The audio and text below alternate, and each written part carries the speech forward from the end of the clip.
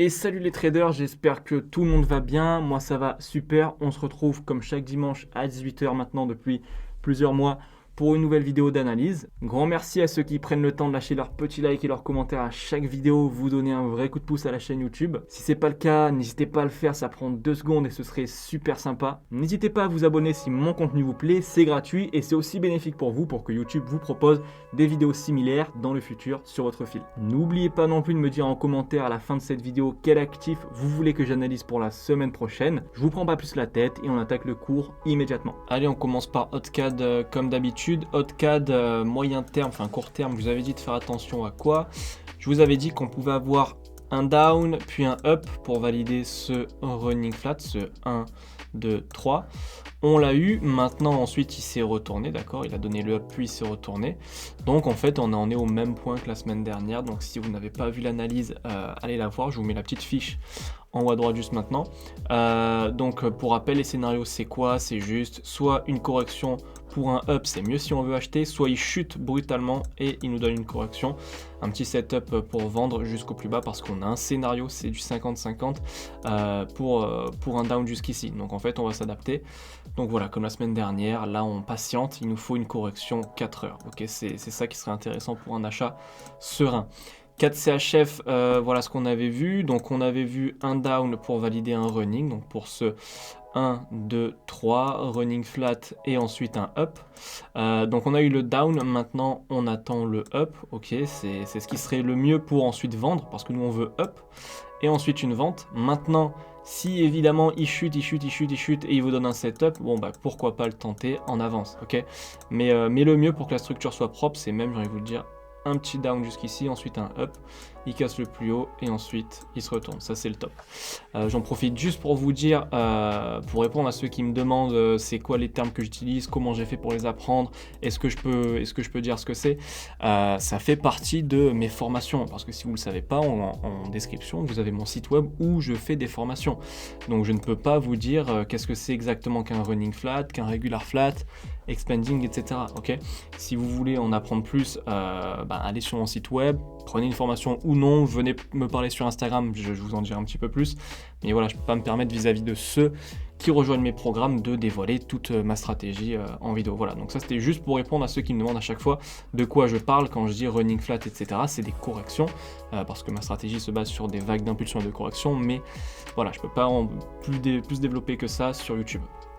Donc, pour en revenir à l'analyse, 4 CHF, le mieux c'est un petit down jusqu'au plus bas, un up jusqu'ici et un down jusqu'au plus bas. Ça, c'est dans le meilleur des mondes, je le répète. CHF Yen, on veut un down depuis plusieurs semaines, on l'a mais il est mou, ok, il est vraiment mou. Là on peut avoir un running, ce 1, 2, 3 ici, pour ensuite valider ce 1, 2, 3. Donc j'ai envie de vous dire que dans tous les cas, l'objectif numéro 1 c'est le trait vert, d'accord, ça c'est le numéro 1. Et le second objectif c'est celui-ci, d'accord. Donc nous on cherche un down jusque là, et au mieux jusqu'ici, comme depuis plusieurs semaines. EURUSD, je vous avais dit de faire attention à une correction plutôt 4 heures si vous voulez vendre. On a eu une petite correction M30 ici. Donc c'était un setup de vente, si vous l'avez pris tant mieux, mais c'était du court terme. Nous on veut vraiment quelque chose de plus gros. Voilà, le mieux, le top du top, ce serait ça. Une belle correction 4 heures pour nous annoncer la direction. Ça, ce serait nickel. Donc comme la semaine dernière, puisqu'on l'a pas eu, on attend une correction 4 heures si on veut vendre sereinement. Ok, nous c'est ça qu'on veut.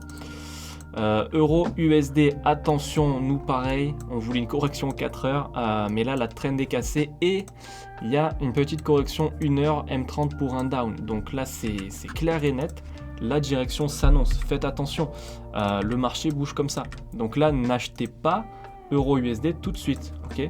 Là le marché est très clairement en train de vous dire je fais une correction, impulsion, correction, je vais donner une seconde impulsion.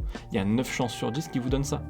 Donc n'achetez pas tout de suite, attendez la fin de cette structure. Donc premier scénario, il vous donne impulsion, correction.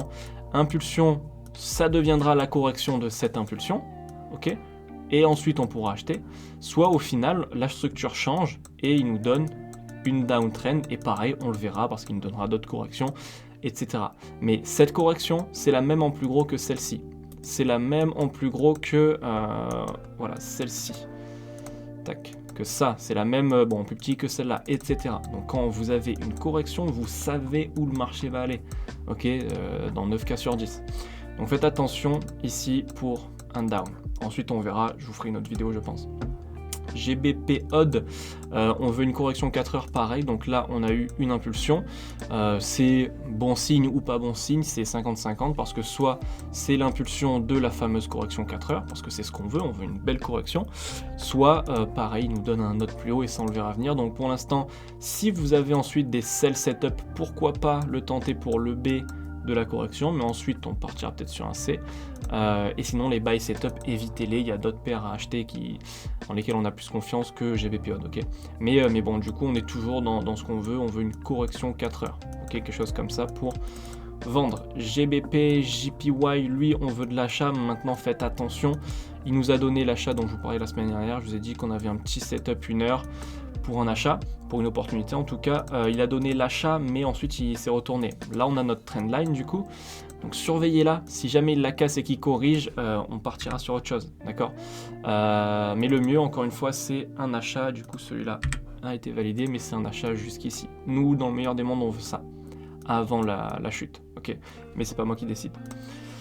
GBP USD, celui-ci valide aussi pour l'instant le scénario idéal. Donc pour rappel, je vous ai dit qu'on pouvait avoir un down, puis un up cassure du plus haut.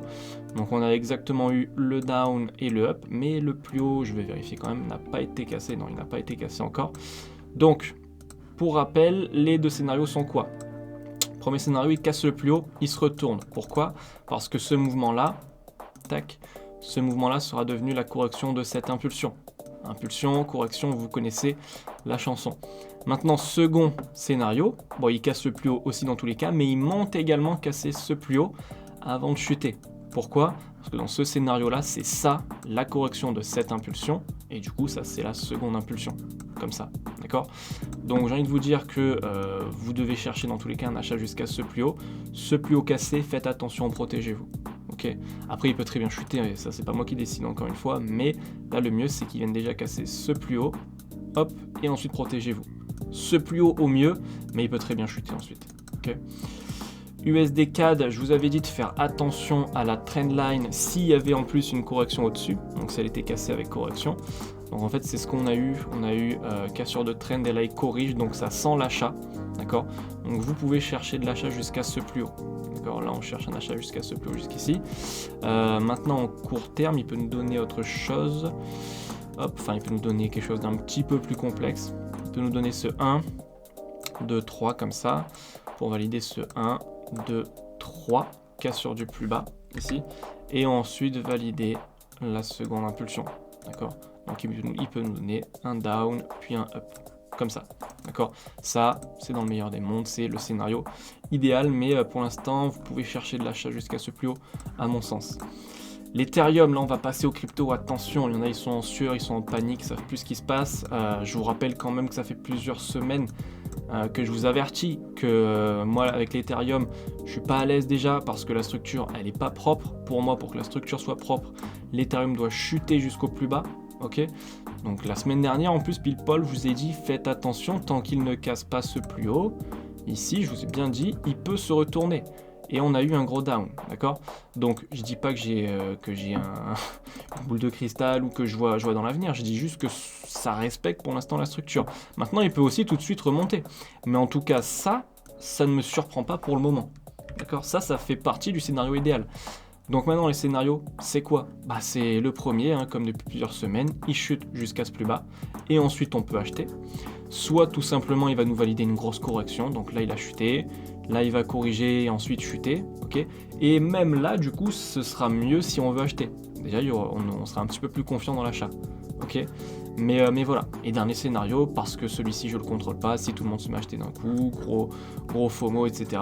et il pète le dernier plus haut, ça c'est possible. Mais au niveau de la structure, si on met le fondamental de côté, le mieux ça reste un down jusqu'au plus bas, hop, jusqu'ici, ok, c'est le mieux, ok.